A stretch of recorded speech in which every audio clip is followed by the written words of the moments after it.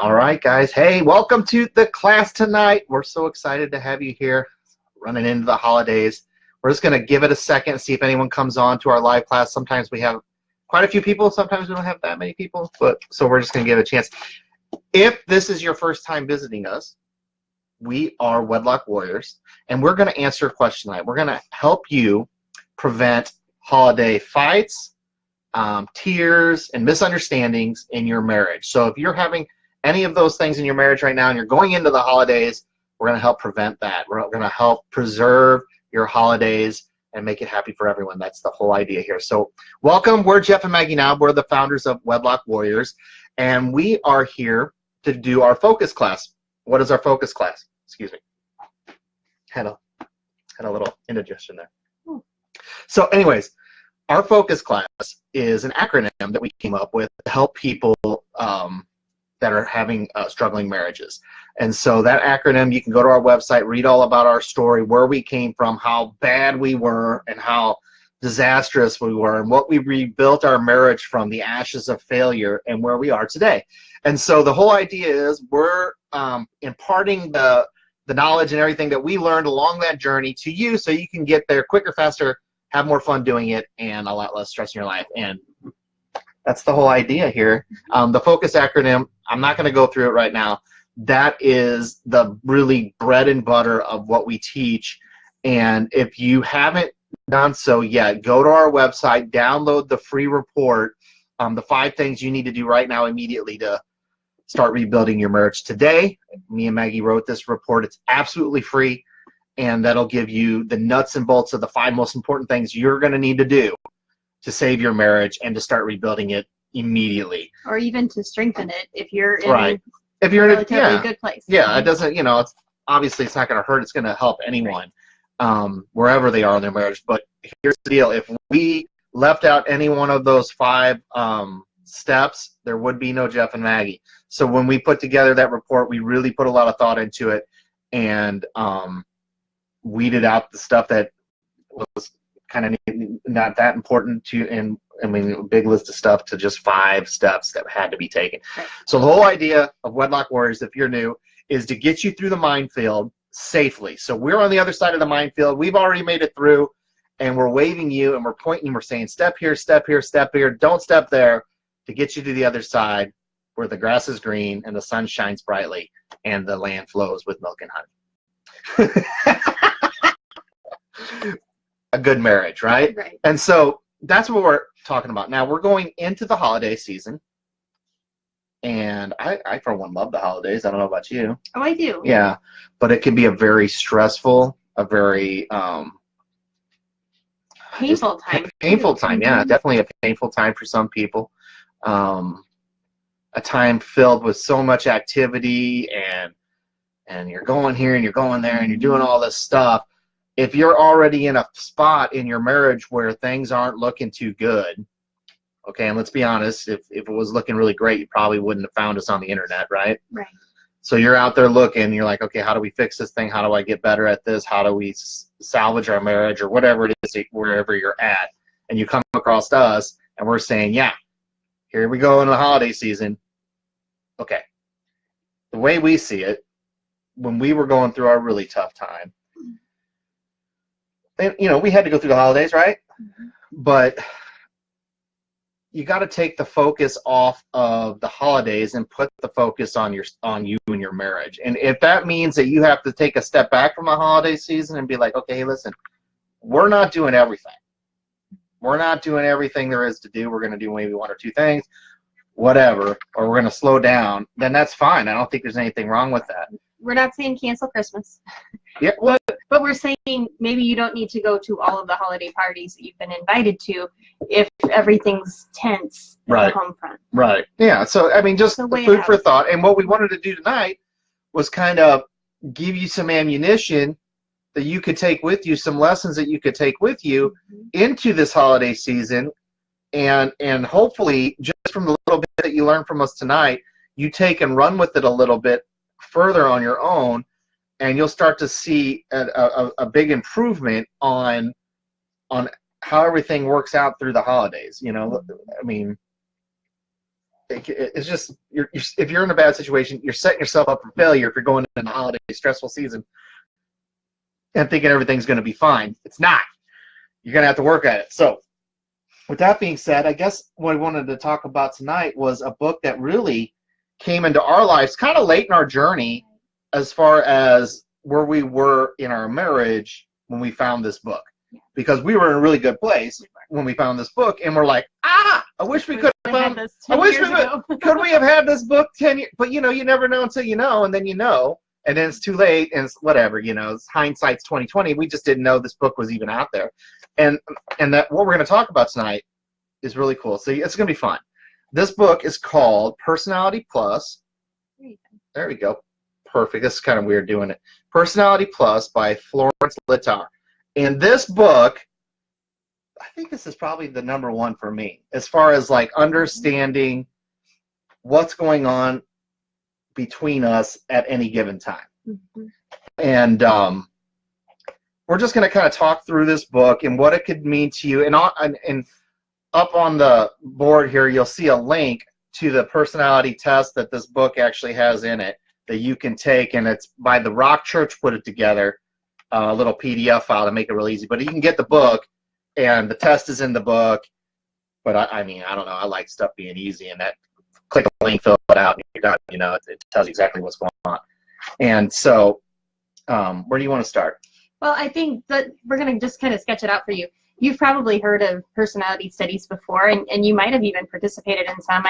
I'll just say it. I'll cut you off because I'm really good at that. I know you are. I really thought these things were kind of silly. I'm not going to lie. I didn't really think much of these things, personality tests or whatever. I was like, oh, that's silliness. That's not even true. Go ahead. Well, I come from the field of education where we are taking personality tests constantly. So I was under the impression that, I already know all this, so I don't need to read this book. So we came from was like totally glazing over. Different perspectives, but both of us not really thinking anything of this. But when we read it, we realized, wow, a lot of this rings really true. Yeah. And so I have a real simplified sketch, if I can get it to focus in here. Just think of, it's like, there you go. It's backwards. It's a mirror image thing for us. So think of the 4 quadrants here, where the top is extrovert, bottom is introvert. Okay, I can actually pencil. Okay. And then it's backwards from what you think. Yeah, bottom is an introvert. Yep. And then on the side, you're going to have people on one side. It's task on the other. And task on the other. Doesn't that feel weird? Okay, I'm being good. So we're going to go through each of these quadrants so that we can explain a little bit of what it means. So obviously, if you're in the S, then you are people-oriented and extroverted. Mm-hmm. If you're the C, then you're task-oriented and extroverted. The P is people-oriented and introverted, and then the M is introvert and task. And we're going to tell you what each of those letters stand for. So I'm going to put this. Yeah, and you'll fall. And after you take the test, you'll kind of see where you fall in this graph. So somewhere you're going to fall in here, and we could talk about that as well. But go ahead. So we're just going to give you a quick overview of all of them. So just starting at the and then top, we're going to tell you why. Yeah, the top left. I'm sorry. The top left corner here, which is your extrovert and people-oriented, is called sanguine. Yes, that's the sanguine quadrant, and they have a lot of good. What is it? What am I looking for? Strengths. Yes. They have a lot of great strengths. They're animated. They're playful. They're convincing.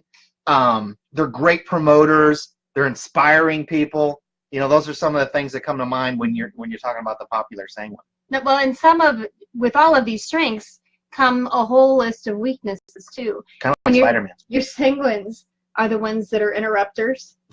I just saw that. It's what do you mean? Oh, they're forgetful, and sometimes they're just seen as a little bit brassy. They're the loudest voice in the room. They're your story toppers. So that's the other side. That's the other side, right? Okay. And then the other part of the extroverted quadrants up above is the powerful choleric, or just a choleric, the C quadrant. And that's what I am. I'm a choleric sanguine if you haven't figured it out yet. But you will figure it out after you read the book. Anyway, so they have a lot of really great qualities too. And they're adventurous. They're very persuasive. They're outspoken. They're the guys that get something done. They're your leaders. They're the people that make quick decisions and are able to follow through with them. Those are those type of people. They're also seen as bossy, impatient, and the ones that are a little bit too frank. Sometimes they can be seen as insensitive. Yeah, yeah. All true. The other one, okay, so we're moving on down the quadrants here. We're at the bottom left side now, the phlegmatics, and that would be the P. Mm-hmm. These are your very peaceful people. They are your people that would be like very adaptable to any situation. They're very good listeners. They're reserved. They're loving. They're inoffensive. These people, you wouldn't even know. I don't think they could offend you if they tried. And they would never try to offend you. Mm-hmm. Very pleasant and balanced. Mm-hmm. These are also the people that are seen as indecisive. Some people see them as lazy because they don't make decisions very easily, and they're almost, I've heard, sluggish even to represent phlegmatics. Right.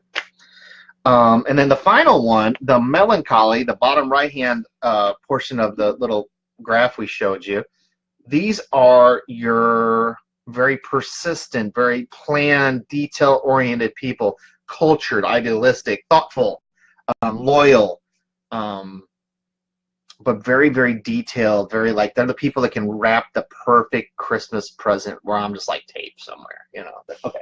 They can also be seen as fussy.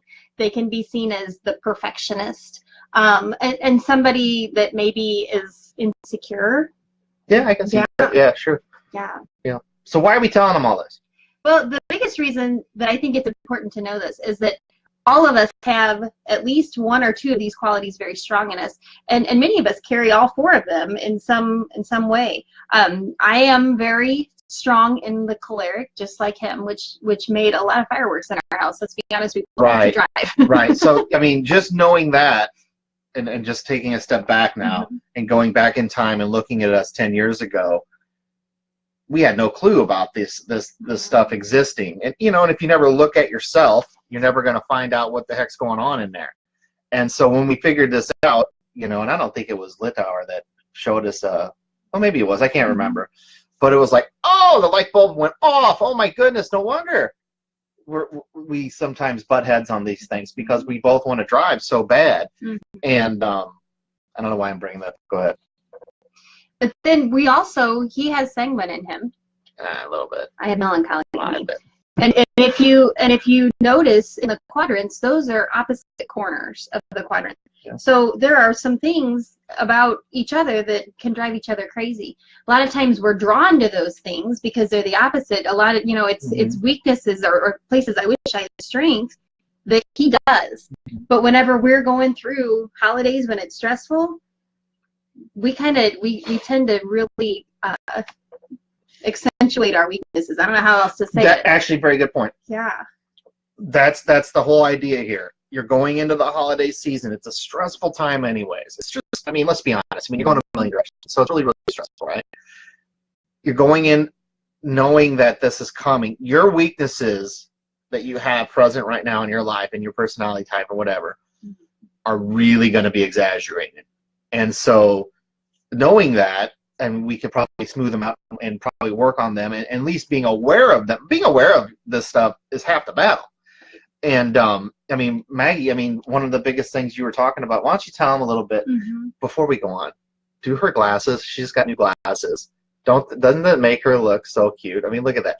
But so what was I saying? Sanguine. I was saying something. Yeah, okay, I was saying this.